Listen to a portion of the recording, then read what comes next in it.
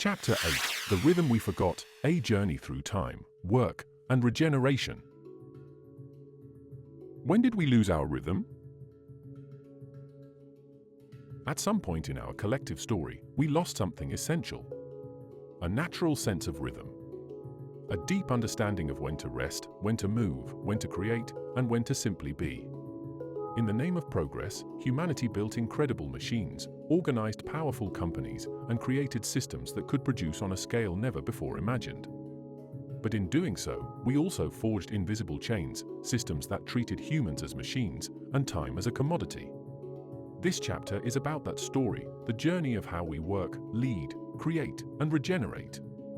It's also about what we're reclaiming now, at this critical moment in history.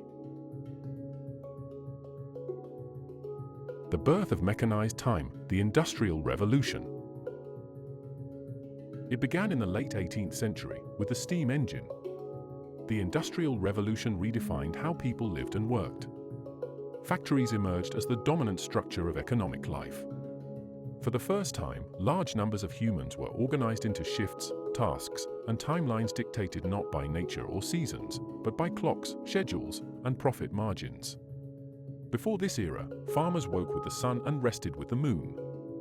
Artisans worked in flow with their energy, taking breaks when their bodies needed it. But now, labor was quantified in hours. Productivity was measured by output per minute. Fatigue, emotional health, and mental clarity became invisible metrics, ones we often ignored. Time was no longer a rhythm. It became a race.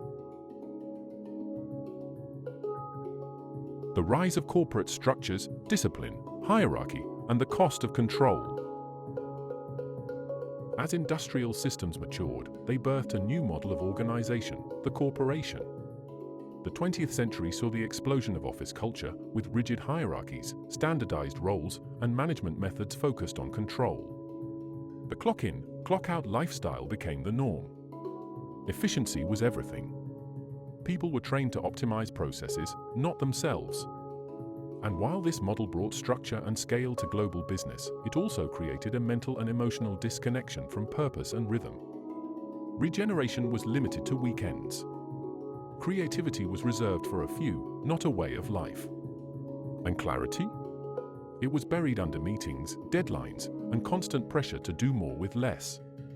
The side effects became widespread: burnout, disengagement, creative blocks, and declining mental health. We were producing more, but becoming less. The entrepreneurial age, freedom meets overwhelm. With the rise of the internet and global connectivity, the 21st century opened a new chapter, the age of entrepreneurship. Suddenly, anyone could launch a business, become a creator, lead a movement. The walls of the corporation crumbled. Freelancers, solopreneurs, and remote teams emerged as the new frontier. We thought, finally, freedom. But something surprising happened. Entrepreneurs began to suffer the same fatigue as corporate employees, sometimes worse. With no one telling them when to stop, many didn't. They worked 12 to 16 hours a day, lived with constant anxiety, and struggled to find balance. Why? Because we hadn't learned a new rhythm, we just abandoned the old one. Without structure rooted in regeneration and clarity, freedom became chaos. Creativity and regeneration, the forgotten pillars of sustainable productivity. As we moved from factories to offices, from offices to Zoom calls and digital nomadism, one truth has remained constant: humans are not machines. We require cycles of creation and rest, space for clarity and deep thought, time to regenerate emotionally and physically, tools to connect purposefully, not reactively, systems that support our humanity, not suppress it. Creativity doesn't come from being busy. It comes from being aligned. Productivity doesn't come from longer hours. It comes from focused energy. Impact doesn't come from stress. It comes from clarity of vision. Over the past 2 decades, neuroscience, behavioral psychology, and regenerative leadership studies have confirmed what ancient civilizations already knew: rhythm is not optional. It is the foundation of high performance. the stages of human work evolution from survival to regeneration. Let's take a broader view, a historical rhythm of human work and wisdom. 1. The survival era, prehistoric agricultural age. Work was directly connected to nature cycles. Rest and movement followed the sun, moon, and seasons. Regeneration was built in slow winters, harvest festivals, spiritual ceremonies. 2. The mechanical era, industrial age. Work was measured by machines. Human rhythm was overridden by factory time. Creativity was undervalued, uniformity was ideal. 3. The corporate era, 20th century. Bureaucracy and hierarchy dominated. Time was further commodified.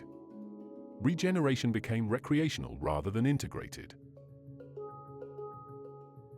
4. The entrepreneurial era, late 20th, early 21st century.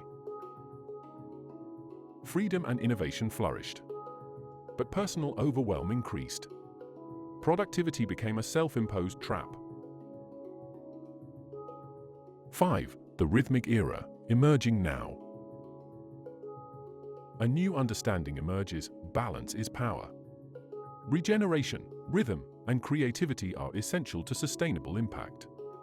Systems like the 12C rhythm are being adopted by leaders who see the future. We are now in the early wave of a conscious productivity revolution. The most visionary leaders are no longer asking, "How do I do more?" They're asking, "How do I live and lead in alignment with my natural potential?" Why this shift matters now more than ever. We are facing a convergence of global challenges: burnout epidemics, mental health crises, environmental collapse, leadership breakdowns, innovation fatigue. We cannot solve these problems with the same linear mindset that created them. We need leaders and creators who are grounded in clarity. We need entrepreneurs who build with rhythm. We need teams that regenerate as they perform. We need systems that treat time not as a resource to be squeezed, but as a partner to be harmonized with. The emergence of new tools, skills, and systems. What are we learning and reclaiming? Rhythmic time management. Moving from rigid schedules to adaptive rhythms. Using biological and creative cycles as anchors for planning. The 12C rhythm system is one such fractal framework. Regenerative practices. Micro-regeneration throughout the day. Movement, breath work, nature immersion, and sound healing. Strategic downtime for long-term performance. Flow-based productivity. Structuring days around deep work and recovery. Prioritizing quality of focus over quantity of output. Protecting energy as much as time. Creative leadership. Valuing intuition, play, and non-linear problem solving. Using storytelling and presence to inspire, not just manage. Building cultures of rhythm, not pressure. Emotional intelligence and clarity training. Seeing inner noise as the real barrier to progress. Developing practices to stay sharp, aware, and emotionally connected. The future belongs to the regenerative. This is not a luxury. It is an evolution. The leaders, creators, and entrepreneurs who thrive in the next era will not be those who push the hardest, but those who master their rhythm. We are entering a new paradigm of performance, one that's sustainable, human-centered, and creatively expansive. And this begins by asking a different question. What if productivity wasn't about doing more, but about living in tune with who we truly are? The answer lies in the rhythm we're rediscovering.